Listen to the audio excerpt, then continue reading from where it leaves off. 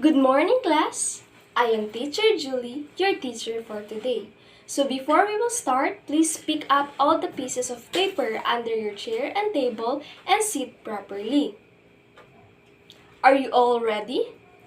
Okay, so last meeting, we discussed about rounding off numbers to the nearest tens and hundreds. So now, we will have a short activity. Who can read the directions? Okay, so I will give you 10 minutes to answer the activity. And after answering it, we will check it right away. You may now start.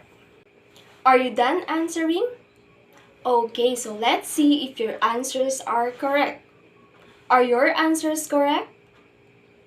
Very good. So how did we get our correct answers? That's right. We round up numbers to the nearest tens and hundreds. Class, based from our activity, what did we do to get the correct answers? Okay, so how did we round off numbers to the nearest tens?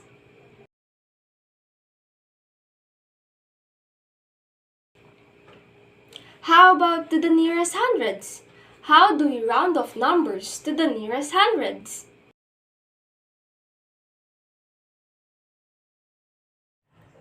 That's right. In rounding numbers to their indicated values, round up if the digit of the right of the rounding place is 5 or greater. Add 1 to the digit of the rounding place and change the rest of the digits to its right to 0. Round down if the digit is below 5. The rounding digits remains the same and the rest of the digits to its right become 0. So for example, we have here numbers 25 and 784. So we will try to round 25 to the nearest tens. So which digit is the tens place? That's right. Since we are going to round off to the nearest tens, we should study the next digit to tens. So what is the digit in ones place? Okay, if the digit in ones place is 4 and below, round it down. But if it's 5 and above, we round up. What is our digit on the ones place again? Okay, should we round up or round down? Very good. When we round up a number, we add 1 to it, but if we round down, we leave it alone and replace all the digits after the tens with zeros. Okay, so therefore class, since we round up 25 to the nearest tens, the answer is 30. Let's try to answer the next digit. So what is our digit? Okay, we will round it to the nearest hundreds. So what is the digit in the hundred place? So we should study the digit next to it. So what is the digit in the tens place? Should we round it up or round it down? Very good. Since the tens place is 5 and above, we round it up. So what should we do next? Okay. Since we round up 784 to the nearest hundreds, the answer is 800. Okay, so now let's all look to the board. So I have here 3 examples. So who can go to the board and answer number 1? Okay, Marie. How about for number 2?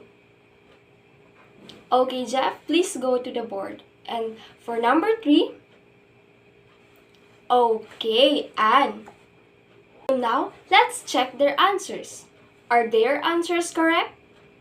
Very good. Now, we will see if you really learned something from our lesson by answering the activity. So who can read the directions? Okay. Do you have any questions? Are my instruction clear?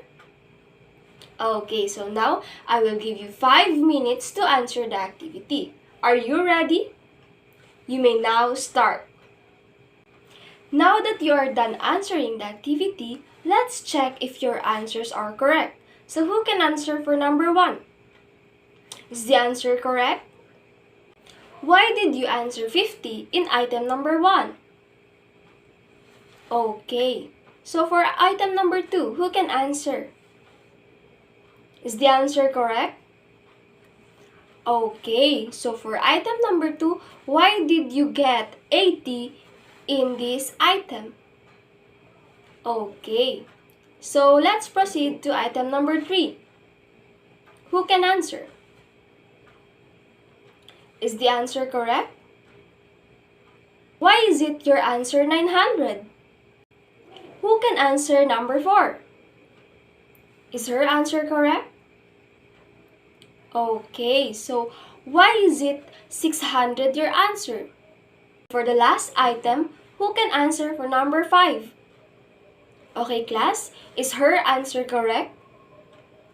Okay, why is it your answer 20 in item number 5? Now, you're going to have a quiz. Who can read the directions?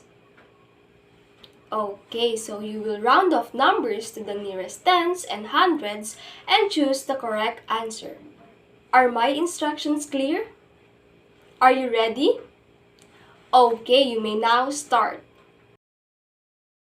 And for your assignment, read and understand the rules of rounding off numbers to the nearest thousands. Next meeting, we will discuss about it. Do you have any questions about our lesson for today? None? Okay, so if none, that's it for today, guys. I hope you learned something new. Goodbye!